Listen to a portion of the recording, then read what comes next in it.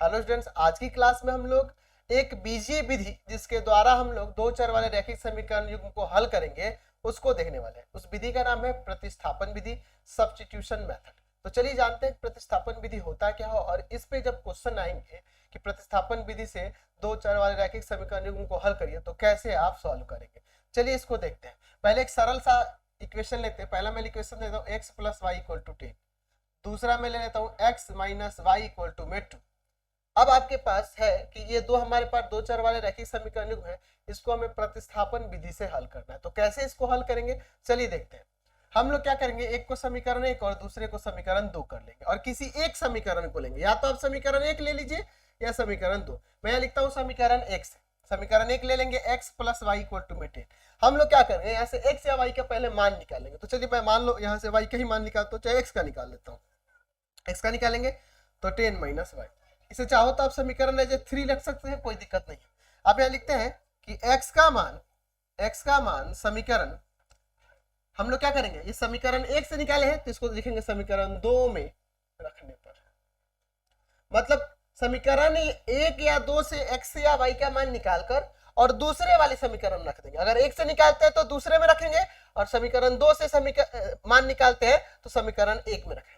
तो चूंकि हमने यहाँ पर समीकरण एक से x का मान निकाला है तो इसे समीकरण दो में रख रहे हैं। अगर यहाँ समीकरण दो से निकालते हैं तो समीकरण एक में रखते हैं। ठीक है, तो देखिए समीकरण दो क्या है, यहाँ पे x minus Y equal to में 2। तो x की जगह में क्या रख देना, 10 माइनस वाई और फिर ये माइनस वाई और इक्वल टू में 2। तो देखो 10 माइनस का 2y बराबर में 2। अब देखिए इस 10 को उधर देते हैं, माइनस का 2y बराबर में 2 माइनस का 10, माइनस का 2y बराबर में माइनस का 8। माइनस माइनस कट गया जाएगा भाग में, y का मान 4 आ जाएगा। तो y का मान हमने यहाँ 4 निकाल लिया। अब इसके बाद क्या करेंगे, लिखेंगे कि y का मान समीकरण एक में रखने पर या दो में रखने पर या जो हमने यहाँ 3 माना है इसमें भी रख सकते हैं, किसी में भी रख सकते हैं आप। ठीक है ना जी। तो समीकरण एक है x plus Y equal to में 10। अब देखिए x प्लस वाई का मान हमारा 4 आया है और इक्वल टू 10। तो x बराबर में हो जाएगा 10 माइनस का 4, x बराबर में 6। इसलिए x का मान हो जाएगा यहाँ से 6 और y का मान हो जाएगा 4। अब देखो 6 और 4 रखे, 6 4 10 और 6 में से 4 गया 2, संतुष्ट करेगा दोनों समीकरणों को, इसलिए हमारा हल सही है।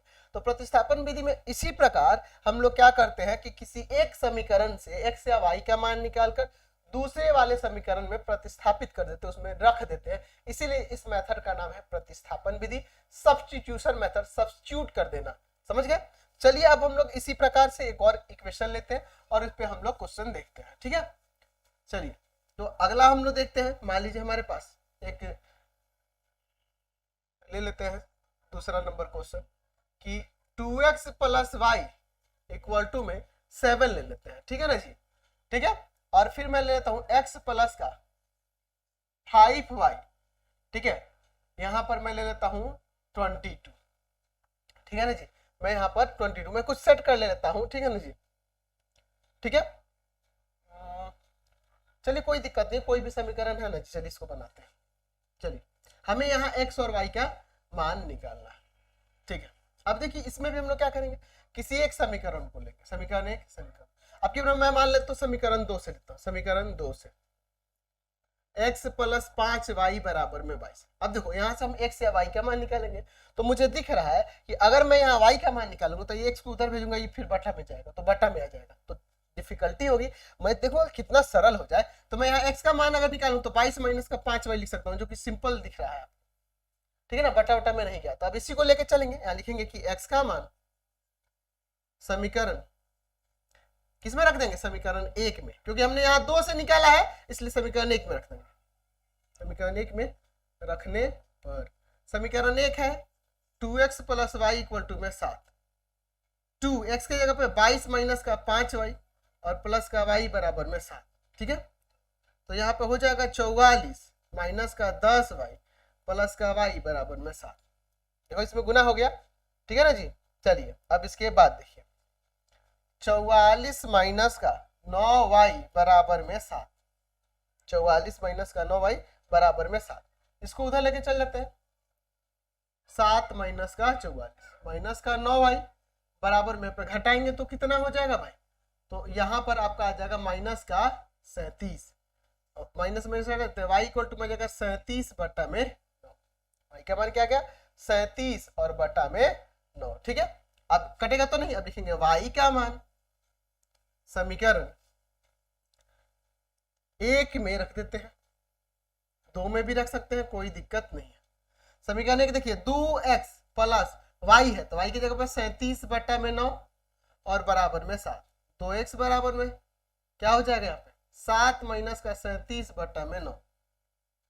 2x बराबर में एलसीएम लेते 9, 9 7 63 माइनस का 37, तो यहाँ से 2x बराबर में हो जाएगा, यहाँ पे देखो 13, 13 में से 7 गया आपका 6 आ जाएगा। ठीक है ना जी, 13 में से 7 गया 6 और यहाँ पे बच गया 5, 5 में से 3 गया 2, 26/9 बराबर में हो जाएगा 26/9 और गुना में 2, ये कट जाएगा 13। x का मान यहाँ से आ जाएगा 13/9, इसलिए x का मान हो जाएगा 13/9 और y का मान हो जाएगा यहाँ पे कितना था 37/9। तो x और y का मान यहाँ पर आ गया। देख लो अगर इसमें रखेंगे तो 13 दूना 26 और 26 और 37 कितना हो जाएगा 26 और 37, यहाँ पर आ जाएगा आपका 3 63 और 63 में 9 से भागेंगे तो 7 आ जाएगा। फिर उसी तरह इसमें भी रखेंगे तो ये दोनों मान संतुष्ट करेंगे, तो x और y के ये मान होगा जो इन समीकरणों को संतुष्ट करें। तो इसी प्रकार से प्रतिस्थापन विधि में हम लोग रैखिक समीकरण युग्म को हल करते हैं। यानी ध्यान रखना होगा कि हमें समीकरण 1 या 2 से x का मान या y का मान निकालना होगा और फिर किसी अन्य समीकरण पहले से अगर निकालते हैं तो दूसरे से निकालते हैं तो पहले वाले में रख के x या y का मान वो निकल जाएगा। फिर पुनः किसी और समीकरण में जब रख देंगे तो हमें अगर y का निकाले हुए पहले तो x का मान मिल जाएगा, तो फिर हमारा वहां से वो हल निकल के आ जाएगा। तो प्रतिस्थापन विधि का प्रयोग हम लोग 2 चर वाले रैखिक समीकरण युग्म में वैसे समीकरण युग्मों के लिए करेंगे जिनका अद्वितीय हल होगा, जिनका एक हल होगा। अब अनेक हल वाले को इसमें बनाने में आपको दिक्कत हो जाएगी।